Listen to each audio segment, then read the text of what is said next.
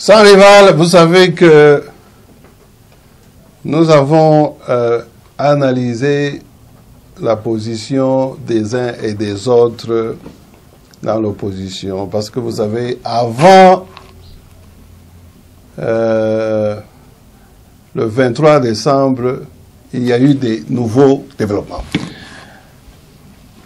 Fayoulou, finalement, il a rejoint la position de l'UDPS, ou la position de Félix Tshisekedi, d'aller aux élections malgré la machine à voter. Pendant quelques jours, d'abord, il y avait des contradictions entre les membres de la Mouka. Vous aviez Kamitatou qui disait une chose, Francis Kalombo disait l'autre. Puis finalement, on a vu, c'était qui, Pierre Lumbi, qui a parlé et confirmé qu'ils avaient décidé, n'est-ce pas, d'aller aux élections malgré la machine à voter et les 10 millions de faux électeurs. Eh bien, ça c'est un développement qui vraiment est important. Donc, je ne suis pas d'accord avec le silence qui a été observé de l'un ou l'autre côté. Donc, on a donné quand même la chance à Kabila de pouvoir s'enorgueillir une fois encore. Parce que l'autre, nous ne savons pas. Maintenant, voilà, il y a Béni. Donc le 23, il dit qu'on reporte les élections. Et après le 23, le monsieur parle de Béni, de Boutembo, qu'ils ne sont pas maintenant pris en compte pour les élections. Vous voyez, hein, tout ça parce qu'on laisse encore les mains libres à ce monsieur Kabila, qui sait encore quelles sont les cartes qu'il garde encore dans sa poche pour pouvoir jouer en dernière minute et nous pousser à bout. En tout cas, moi, j'ai pas confiance et je suis pas content de l'attitude de l'opposition en général et même de la société civile. L'Église catholique, le CLC, qu'est-ce qu'ils attendent, mon vieux, pour réagir et montrer à l'opinion internationale que nous en avons marre et nous avons compris que ça, ce sont des manipulations de Kabila. Sans rival, je n'étais pas content aussi parce qu'il y a eu une réaction timide de la part de SADC. Et moi, je condamne cette timidité dans le chef des acteurs principaux de notre région, la SADC, et puis les grands lacs. Principalement SADC. Pourquoi? Parce que, vous savez, SADC joue un rôle capital en ce qui concerne les événements politiques au Congo. Je regrette qu'il y a eu cette timidité. L'Afrique du Sud, on n'a pas entendu l'Angola prendre une position ferme contre, n'est-ce pas, le report des élections.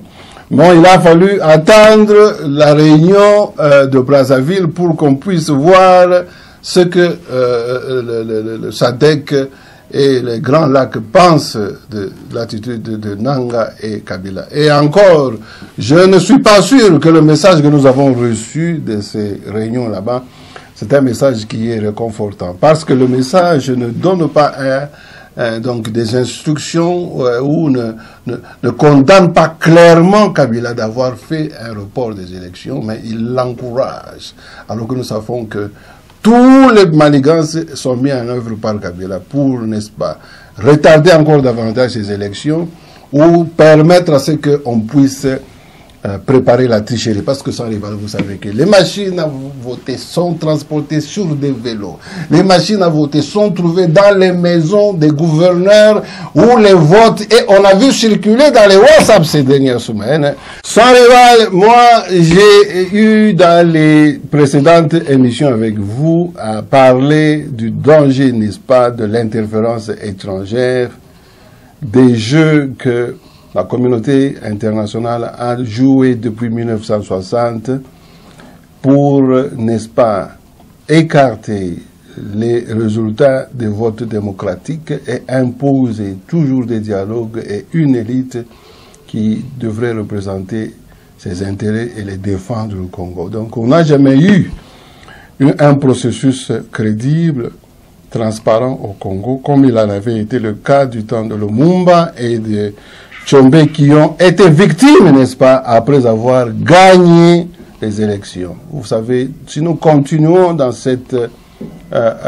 direction là-bas, ça veut dire qu'on continue à endosser une interférence claire et vraiment scandaleuse de la communauté internationale. Parce que vous savez, sans rival, s'il y a transition, ce sont des arrangements qui ne vont pas tenir compte, encore une fois, des élections.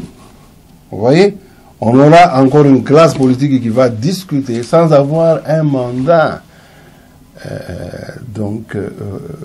reconnu, un mandat normal tel que le système démocratique, n'est-ce pas, l'implique. Avoir des accords secrets avec Moïse Katumbi, moi je ne peux pas exclure une telle éventualité, parce que, écoutez, ce sont des oiseaux de même plumage, parce que quelque part soutenus par les mêmes gens.